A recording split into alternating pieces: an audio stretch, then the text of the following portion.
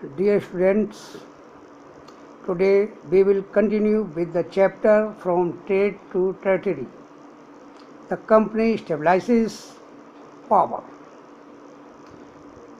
In last session, we have already studied about resident subsidiary alliance Tipu Sultan, the legend of Tipu Sultan war with Marathas, the claim of paramountry, the doctrine of lapse.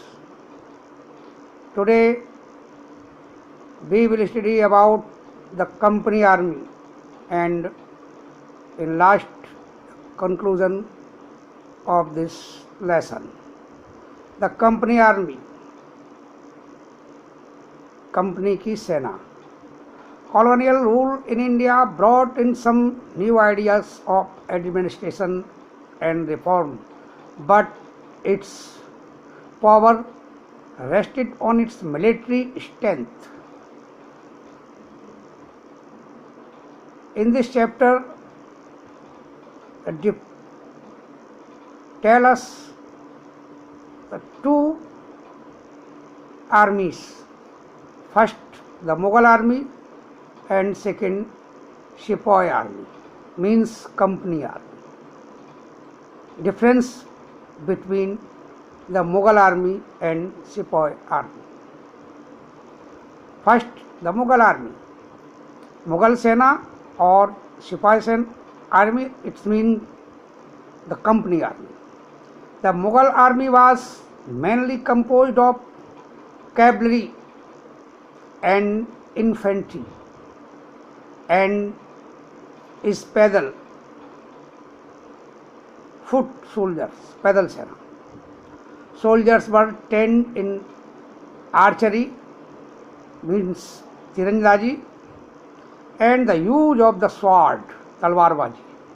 The cavalry dominated the army, and the Mughal state did not feel the need to have a large professionally trained infantry. The rural areas had a large number of armed peasants, and the local jamidars often supplied the Mughals with पैदल soldiers. जो बड़े बड़े किसान थे और जमींदार थे वो भी मुगलों को सेना प्रोवाइड करते थे. A change occurred in the 18th century when Mughal successor states like Awadh and Banaras started recruiting peasants into their armies and training them as professional soldiers. Now, Sepoy army. The East India Company adopted the same method like Mughal army when it began recruitment for its own army, which came to known as Sepoy army from the Indian word Sipahi. Sipahi means Sipahi, meaning soldiers. As warfare technology changed from the 1820s, the cavalry recruitment of company's army declined. British at that time were fighting war in Burma, Afghanistan and Egypt, where soldiers were armed with musket and matchlocks. In the early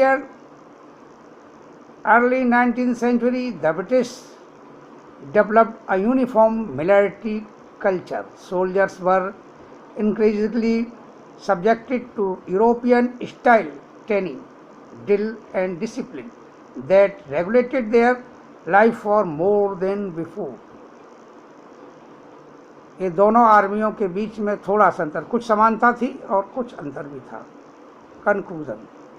Gradually, the East India Company was transformed a trading company to a territorial colonial power. The arrival of new steam technology in the early 19th century also